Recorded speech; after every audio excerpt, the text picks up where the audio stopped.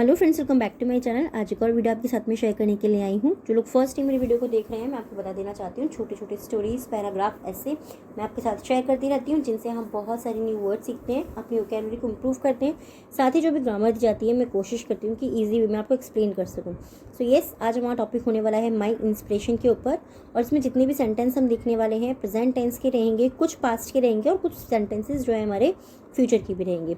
Start करते हैं reading और देखते हैं क्या है इसके अंदर। I am a young boy who is still learning in life. तो आप यहाँ पे गर्ल भी कर सकते हो। I am a young girl who is still learning in life. I am a young boy, मैं एक युवा लड़का हूँ। यंग का मतलब होता है युवा या फिर जवान। मैं एक युवा लड़का हूँ या मैं एक जवान लड़का हूँ। हु, जो, इज मीन्स है स्टिल यानी कि अभी भी, लर्निंग मीन्स सीख रहा है, जो अभी भी सीख रहा है, इन लाइफ, इन लाइफ यानी कि जीवन में। मैं एक युवा लड़का या लड़की हूँ जो अभी भी जीवन में सीख रहा है, सिंपली। फर्दरमोर, इसके अलावा, I would not go deep into revealing personal informations. ठीक है, आई वुड नॉट गो, मैं नहीं जाऊँगा किसमें, डीप इनटू, मैं ज़्यादा गहराई में नहीं जाऊँगा। रिवीलिंग यानी कि खुलासा करने में, पर्सनल इन्फॉर्मेशन इनके व्यक्तिगत जानकारी, तो मैं व्यक्तिगत जानकारी खुलासा करने में नहीं जाऊँगा। Like where I come from, जैसे कि, लाइक का मतलब जैसे कि, लाइक मीन्स पसंद करना भी होता है और लाइक का मतलब जैसे कि भी होता है। लाइक जैसे कि, वेयर आई कम फ्रॉम कि मैं कहाँ से आता हूँ, which school I went to मैं कौन से स्कूल में गया था, my age and the identity of my parents और मेरे माता पिता की पहचान। आइडेंटिटी यानी कि पहचान, ऑफ माई पेरेंट्स मेरे माता पिता की पहचान। The reason for this is that although these, the reason for this, इसके पीछे जो कारण है या इसका जो कारण है, दैट इज वो है ऑल्दो, हालांकि, दीज यानी कि ये, ऑल्दो का मतलब भी हालांकि होता है और दो का मतलब भी हालांकि होता है। ठीक है, हालांकि, दीज फैक्टर्स रिप्रेजेंट्स मी, ये जो फैक्टर्स हैं कि मैं कहाँ से आया हूँ, मैं कौन हूँ, मेरी उम्र क्या है, ये जो फैक्टर्स हैं रिप्रेजेंट्स मी। रिप्रेजेंट का मतलब क्या होता है, वर्णन करना या मेरे बारे में बताना। मुझे रिप्रेजेंट करते हैं, वो मेरे विषय, मेरे बारे में और ज़्यादा कुछ बताते हैं, मेरा वर्णन करते हैं। ठीक है, कि मैं क्या हूँ, ये सब चीज़ें उस बारे में बताते हैं। Me, they certainly do not define me, वो निश्चित रूप से, डू नॉट नहीं करते, डिफाइन मी वो मुझे निश्चित रूप से परिभाषित नहीं करते, कि मैं किस स्कूल में पढ़ रहा हूँ, कैसा हूँ कैसा नहीं हूँ, ये मुझे निश्चित रूप से परिभाषित नहीं करते। सो इसीलिए, what exactly are the qualities that define me और for that matter anyone else. तो सिंपली क्या है, सो इसीलिए, व्हाट एग्जैक्टली कि वास्तव में क्या या बिल्कुल सही क्या है, द क्वालिटीज कि मेरे अंदर क्या गुण हैं, दैट डिफाइन मी जो मुझे डिफाइन करते हैं, यानी कि जो मेरे बारे में बताते हैं, और for that matter anyone else या किसी और के बारे में। ठीक है, कि वास्तव में वो कौन सी सही बातें हैं, सही गुण हैं जो मेरे बारे में या किसी और के बारे में बताती हैं। वेल, अच्छा, या फिर वेल, ठीक है, ऐसा भी हम बोलते हैं कि वेल यानी कि ठीक है। These qualities are character and persona, ये जो क्वालिटीज होती हैं, जो गुण होते हैं, आर मीन्स है कैरेक्टर यानी कि वो चरित्र होते हैं, एंड पर्सोना, पर्सोना का मतलब क्या होता है, किसी का भी व्यक्तित्व, कि कोई व्यक्ति कैसा है, उसको देख करके आपको कैसा फील होता है, उसके बारे में आपको कैसे पता चलता है कि वो कैसा व्यक्ति है। तो ये जो गुण होते हैं, ये हमारे चरित्र और हमारे व्यक्तित्व के हैं। एज सच, जैसे कि, एज सच का मतलब ऐसा की भी होता है, जैसा कि भी होता है और ऐसे में भी होता है। ठीक है, when writing about oneself, as such ऐसे में, या फिर जैसे कि, व्हेन राइटिंग अबाउट समवन जब आप किसी के बारे में लिखते हैं। ठीक है, व्हेन राइटिंग अबाउट समवन यानी कि जब आप किसी के बारे में, किसी के विषय में लिखते हैं। One must stick to talking about one's character and personality.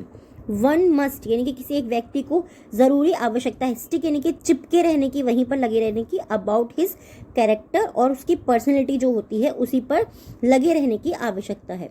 I consider, मैं मानता हूँ या मेरा मानना है। ठीक है, दोनों ही आप बोल सकते हैं। My self N ambitious person, मेरा मानना है कि मैं अपने आप को, माई सेल्फ यानी कि अपने आप को, एन एम्बिशियस एक महत्वाकांक्षी पर्सन इनकी व्यक्ति मानता हूँ। Who has big dreams in life, जिसके जीवन में बड़े सपने हैं, बिग ड्रीम्स यानी कि बड़े सपने। मोर ओवर, इसके अलावा doctors have always been my inspiration, doctors जो हैं वो डॉक्टर्स हैव ऑलवेज बीन यानी कि वो हमेशा रहे हैं, माई इंस्पिरेशन यानी कि मेरे प्रेरणा स्रोत रहे हैं, डॉक्टर्स हमेशा से मेरी प्रेरणा स्रोत रहे हैं।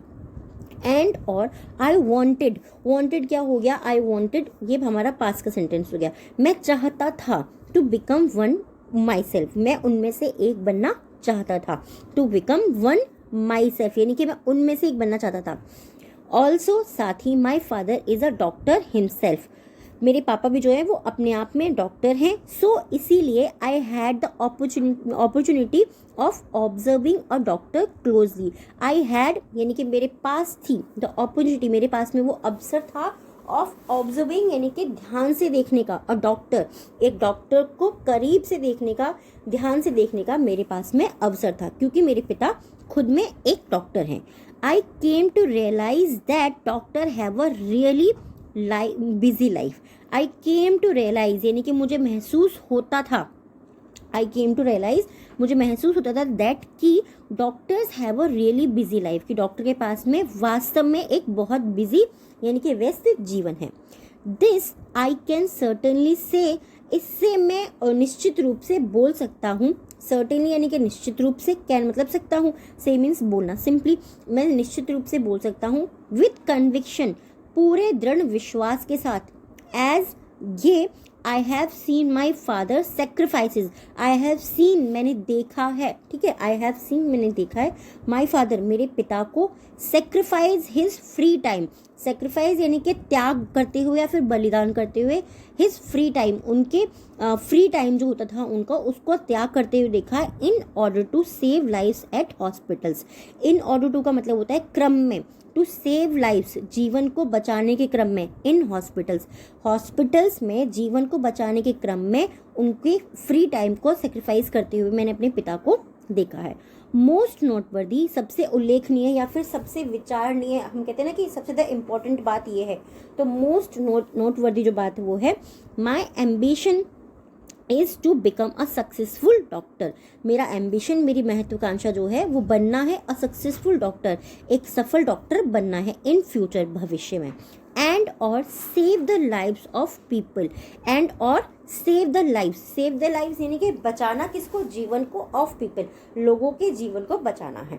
सिंपली आई होप ये जो टॉपिक आपको पसंद आया होगा, सिंपल सा टॉपिक है, बट ये जो है ये इतना ज़्यादा इंपॉर्टेंट है कि जितना ज़्यादा आप इस तरह के टॉपिक्स को पढ़ोगे आप अपने बारे में लोगों को बता पाओगे, जैसे कि माई सेल्फ होता है या फिर मेरा डेली रूटीन होता है, ये जो इस तरीके के जो टॉपिक्स होते हैं ना, ये इतने अच्छे टॉपिक होते हैं कि आप अपने बारे में लोगों को ज़्यादा से ज़्यादा बता सकते हो, और इसमें काफ़ी सारे सेंटेंसेस हैं जिनको आप अपनी डे टू डे की लाइफ में यूज़ कर सकते हो।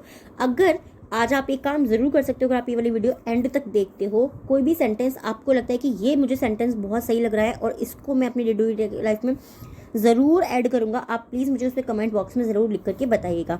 आज के 3 वर्ड्स हैं जिनसे आपको सेंटेंस बनाना है, कमेंट बॉक्स के अंदर लिखना है। फर्स्ट है रिवील यानी कि खुलासा करना, सेकंड है एग्जैक्टली बिल्कुल सही, एंड थर्ड है कन्विक्शन यानी कि बिल्कुल दृढ़ निश्चय करना। आज के डिक्टेशन के 3 वर्ड्स हैं, फर्स्ट है ऑल्दो, सेकेंड वर्ड है सर्टनली, एंड थर्ड वर्ड है एम्बिशियस। Although, certainly, ambitious.